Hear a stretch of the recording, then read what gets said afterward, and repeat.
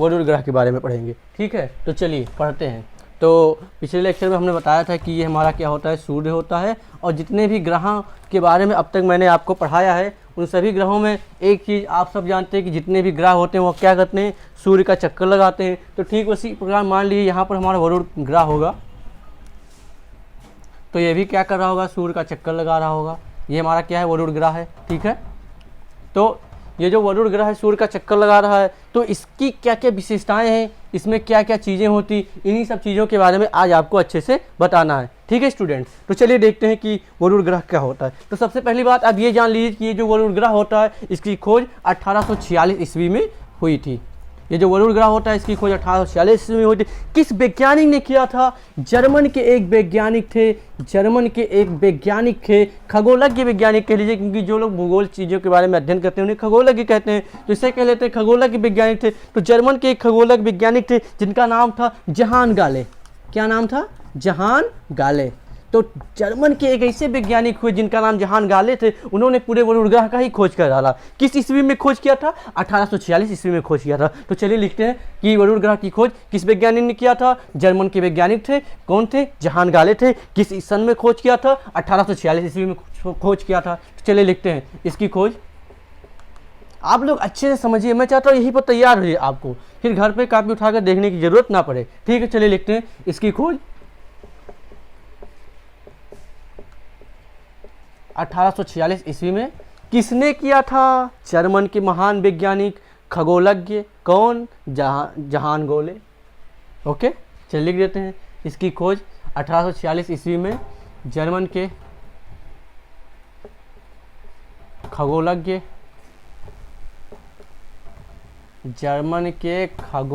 हैं भैया, खगोलज्ञ वैज्ञानिक। कौन? महान वैज्ञानिक। महान कहा लिखे? जहान गाले ने किया था। ओके, जहान गाले ने किया। ओके, इसकी खोज 1846 ईस्वी में खगोलज्ञ वैज्ञानिक किस देश के थे? जर्मन के थे। क्या नाम था? जहान गाले। ठीक, तो चलिए ये हो गया। अगला पॉइंट देखिए, ये जो वरुण ग्रह है इसकी एक और विशेषता निकली। हमने का अध्ययन जब किया तो पता चला कि ये जो वरुण ग्रह है, इन्होंने ही बताया कि ये क्या होता है, हरे रंग का होता है। वरुण ग्रह कौन से रंग का होता है? हरे रंग का होता है। चलिए इसको लिख देते हैं कि यह हरे रंग का ग्रह होता है, यह हरे रंग का ग्रह होता है।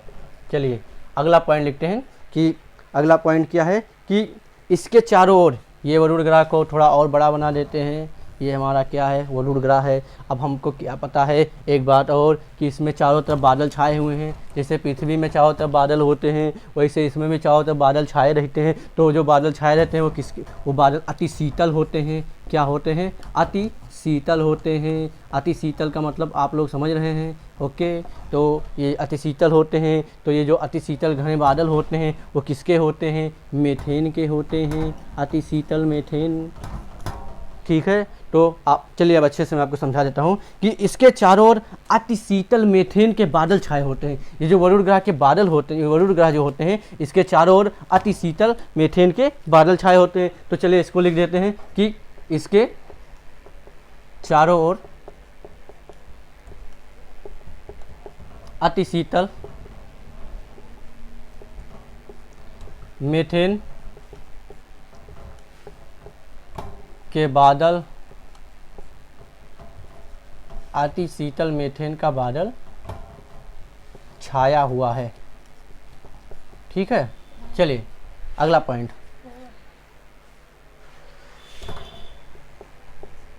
ठीक, और फिर अगला पॉइंट क्या है? इसके जो प्रमुख उपग्रह हैं वो क्या हैं? ट्रिटॉन। इसके प्रमुख उपग्रह हैं जिसका नाम क्या है? ट्रिटॉन। ये भी लिख देते हैं कि इसके प्रमुख उपग्रह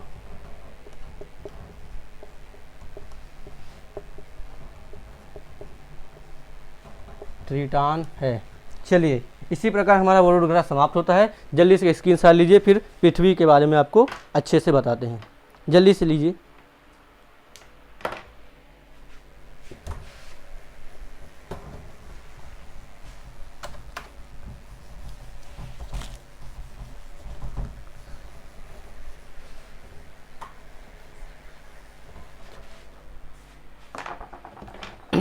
चलिए बच्चों, अब पढ़ते हैं पृथ्वी के बारे में, most important topic.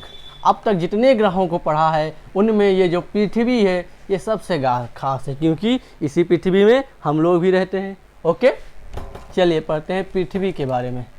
Okay, most important, किसी भी कंपटीशन के लिए पृथ्वी से छोटी छोटी क्वेश्चन बन जाते हैं जिससे बच्चे अच्छे से ध्यान नहीं देते हैं। ओके, चलिए देखते हैं पृथ्वी क्या है। तो दोस्तों, ये पृथ्वी है। जैसे सभी ग्रह सूर्य का चक्कर लगा रहे हैं वैसे पृथ्वी भी सूर्य का चक्कर लगा रहे हैं। ठीक है, तो ये जो पृथ्वी है, अगर इसकी हम सभी ग्रहों में तुलना करें तो ये जो पृथ्वी है आकार में, मतलब अगर सभी ग्रहों की तुलना करें तो इसे 5वां स्थान प्राप्त है। मतलब हम कहना ये चाह रहे हैं कि यह पृथ्वी जो है वो सभी ग्रहों में 5वां सबसे बड़ा ग्रह है। ये जो हमारा पृथ्वी है ये सभी ग्रहों में 5वां सबसे बड़ा ग्रह है। तो इसे लिख देते हैं, यह आकार में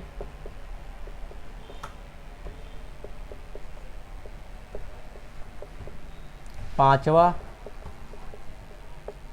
सबसे बड़ा ग्रह है। ठीक है, अगला पॉइंट, इसका जो विषुवतीय व्यास होता है वो कितना होता है? 12,576 किलोमीटर। 12,576 किलोमीटर पृथ्वी का क्या होता है? विषुवतीय व्यास होता है। आप लोग विषुवतीय व्यास को अच्छे से समझ रहे होंगे मैं क्या कहना चाह रहा हूँ। तो 12, उल्टा लिख दिया यार, 12,756 होता है किलोमीटर। ठीक है, इसका विषुवतीय जो व्यास होता है वो कितना होता है? 12,756 किलोमीटर। तो इससे भी लिख देते हैं कि इसका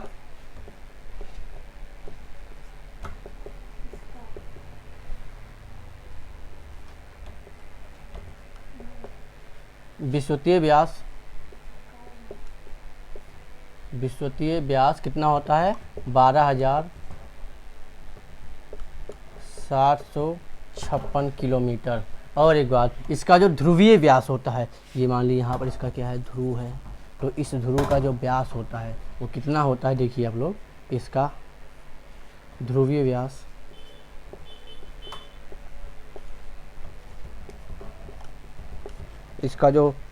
व्यास होता है वो होता है 12,714 क्या किलोमीटर।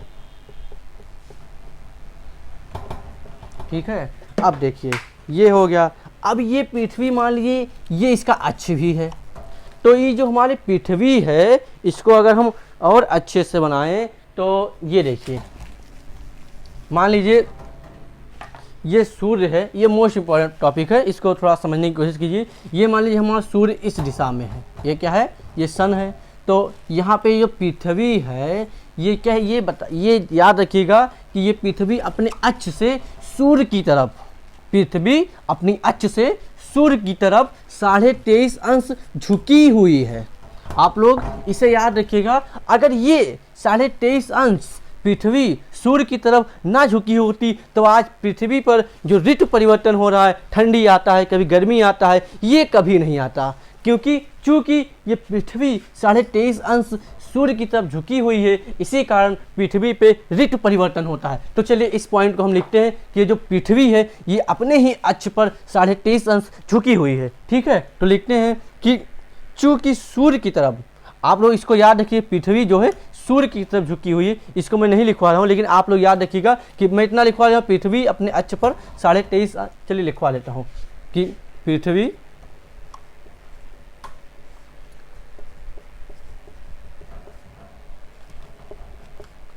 सूर्य की तरफ 23.5 अंश अपने अक्ष पर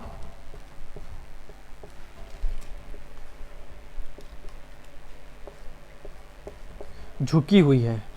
पृथ्वी सूर्य की तरफ 23.5 अंश अपने अक्ष पर झुकी हुई है, जिसके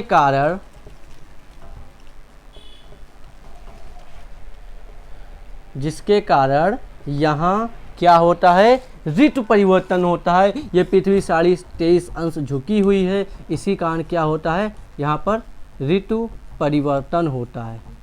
मोस्ट इम्पॉर्टेंट याद रखिएगा, अगर ये पृथ्वी 23.5 अंश यहाँ पर ना झुकी होती सूर्य की तरफ, तो आज पृथ्वी पर जो ऋतु परिवर्तन हो रहा है वो कदापि नहीं होता। तो ये देखिए, ये पृथ्वी के बारे में बहुत ही मोस्ट इम्पॉर्टेंट चीज़ था, जिसके कारण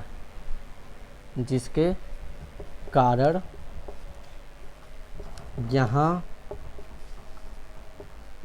ऋतु परिवर्तन होता है, जिसके कारण यहाँ ऋतु परिवर्तन जिसके कारण यहाँ ऋतु परिवर्तन होता है। ओके, ये हमारे 3 पॉइंट हो गए। ठीक है, इसका जल्दी से स्क्रीनशॉट लीजिए, फिर और भी कई पॉइंट है जिसे मैं लिखवा रहा हूँ।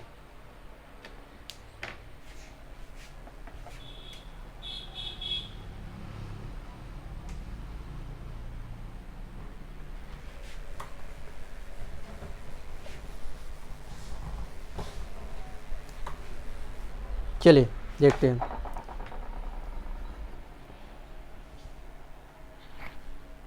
और एक बात, ये जो पृथ्वी है, जैसे सभी ग्रह चक्कर लगाते हैं वैसे पृथ्वी भी सूर्य का चक्कर लगा रहा है। तो ये जो पृथ्वी है, इस सूर्य का एक चक्कर पूरा करने में पृथ्वी को कितने दिन लगते हैं? 365 दिन, 23 घंटे और 56 मिनट। याद रखिएगा कि पृथ्वी को सूर्य का एक चक्कर पूरा करने में 365 दिन, 23 घंटे और 5 मिनट लगते हैं। तो 5 मिनट लिख दिया हमने, 56 मिनट। और अगर सेकंड देखा जाए तो क्या लगता है? 4 सेकंड। देखिए, बहुत ही डीप जानकारी आपको दे दिया हमने। ध्यान रखिएगा कि ये जो सूर्य है और ये पृथ्वी है, तो सूर्य पृथ्वी का चक्कर लगा रहा है, तो सूर्य का पृथ्वी को एक चक्कर पूरा करने में, मान लीजिए यहाँ से पृथ्वी ने स्टार्ट किया, तो पृथ्वी यहाँ से स्टार्ट कर रहा है और ये आ रहा है, तो यहाँ से यहाँ एक चक्कर हो गया। तो ये जो एक चक्कर है, इसको पृथ्वी को जो पूरा करने में समय लगता है वो 365 दिन, 23 घंटे, 56 मिनट और 4 सेकंड लगता है। तो चलिए इसको भी रिटर्न कर देता हूँ मैं कि पृथ्वी को सूर्य का एक चक्कर पूरा करने में 365 दिन, 23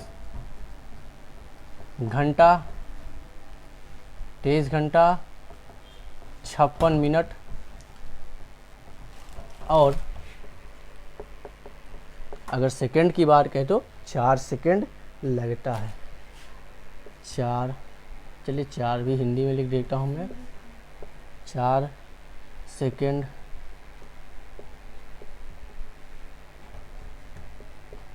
लगता है। पृथ्वी को सूर्य का एक चक्कर पूरा करने में 365 दिन, 23 घंटा, 56 मिनट और 4 सेकंड लगता है। अच्छे से लिख दें, 4 सेकंड लगता है। ठीक है, मोस्ट इम्पॉर्टेंट। ठीक है, याद रखिएगा, जो मोस्ट इम्पॉर्टेंट है मैं आपको बता रहा हूँ। पृथ्वी के बारे में आप लोग बहुत अच्छे से अध्ययन कर लीजिए, यही मैं चाहता हूँ। ठीक है, और एक बात, इसकी जो आकार और बनावट होता है पृथ्वी का, वो भी क्या होता है? वो भी जो होता है वो शुक्र ग्रह के समान होता है। तो ये आप लोग याद रखिएगा, इसका आकार और जो बनावट होता है वो शुक्र ग्रह के समान होता है। ये पॉइंट मैं छोड़ रहा हूँ। और एक बात, चूँकि पृथ्वी में आप लोगों ने देखा होगा सबसे अधिक मात्रा में क्या है? सबसे अधिक मात्रा में नहीं, लेकिन अधिकतम मात्रा में अगर देखा जाए तो क्या है? जल है। पृथ्वी में अधिकतम मात्रा में क्या है? जल है। तो चूंकि पृथ्वी में अधिकतम मात्रा में जल है, इसलिए पृथ्वी को एक और नाम से जाना जाता है। उसका नाम है क्या? नीला ग्रह। पृथ्वी को जल की उपस्थिति होने के कारण, चूंकि पृथ्वी पर जल की उपस्थिति है, तो इसी कारण पृथ्वी को नीला ग्रह भी कहा जाता है। तो इसे भी मैं लिख देता हूं कि पृथ्वी, हमारी पृथ्वी जो है उस पर, हमारी पृथ्वी पर जल की उपस्थिति होने के कारण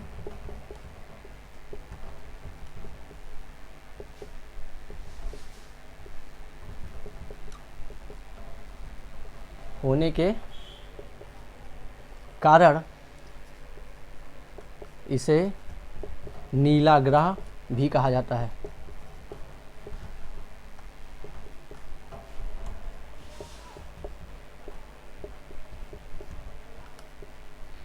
भी कहा जाता है। ठीक है बच्चों, तो जल्दी से इसको भी लिख लीजिए। फिर अब आपको मैं बताता हूँ कि ये जो पृथ्वी है ये अपने अक्ष पर जो इसकी कक्षा है, मान लीजिए ये अक्ष है और इसकी अक्ष पर जो इसकी कक्षा है, उस कक्षा पर अपने अक्ष से ये क्या करता है कि 66.5 अंश का कोण बनाता है। तो चलिए इसको भी मैं रिटर्न कर देता हूँ कि इसका अक्ष इसकी कक्षा के सापेक्ष, इसका जो अक्ष है वो अपनी कक्षा के सापेक्ष 66.5 अंश का क्या करता है, कोण बनाता है। पृथ्वी का जो अक्ष है वो अपने कक्षा के सापेक्ष 66.5 अंश का क्या बनाता है, कोण बनाता है। ठीक है बच्चों, तो चलिए इसको भी लिखते हैं।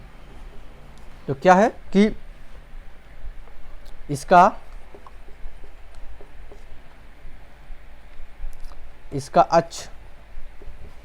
इसका जो अक्ष है इसकी कक्षा के सापेक्ष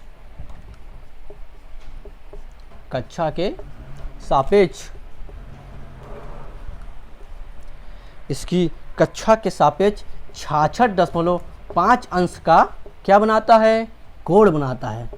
ओके बच्चों, क्या बनाता है, कोण बनाता है। बहुत ही इंपॉर्टेंट चीज़ों को आपके लिए लिखवा रहा हूँ, अच्छे से पढ़िए, मेहनत करते रहिए, निश्चिंत ही सफलता आपकी को प्राप्त होगा। ठीक है, अब आप लोगों ने जैसे सभी ग्रहों के बारे में उपग्रह जाना, तो आप लोगों ने चंद्रमा को देखा होगा। वो चंद्रमा जो है वो पृथ्वी का एक उपग्रह है। जैसे शुक्र का उपग्रह बताया मैंने, बुध का उपग्रह बताया, अभी वरुण ग्रह के उपग्रह को बताया था मैंने, आप लोगों ने अभी भी पढ़ा। ठीक उसी प्रकार जो पृथ्वी होता है, पृथ्वी का जो उपग्रह होता है वो क्या है, चंद्रमा। आप लोग चंद्रमा तो सुनते होंगे, लेकिन बहुत लोग यही नहीं जानते होंगे कि चंद्रमा जो है पृथ्वी का एक उपग्रह है। ठीक है, तो याद रखिएगा कि पृथ्वी का उपग्रह जो है वो चंद्रमा है, मतलब जो प्रमुख उपग्रह है वो चंद्रमा है। ठीक है, एकमात्र उपग्रह है। और एक बात, पृथ्वी पर चंद्रमा ही एक उपग्रह है और कोई उपग्रह भी नहीं है। ठीक है, इसे भी याद रखिएगा। तो मैं इसको अच्छे से अगर लिखना चाहूँ तो मैं लिख सकता हूँ कि पृथ्वी का एकमात्र उपग्रह चंद्रमा है।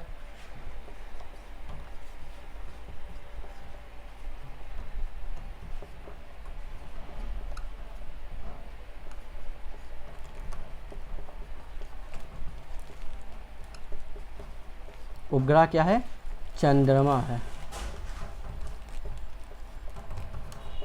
चलिए इसका जल्दी से स्क्रीनशॉट लीजिए।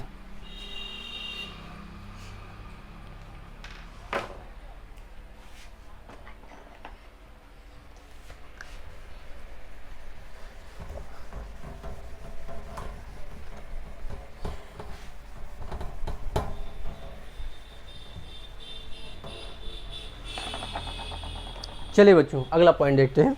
अगला पॉइंट क्या है कि यह पृथ्वी से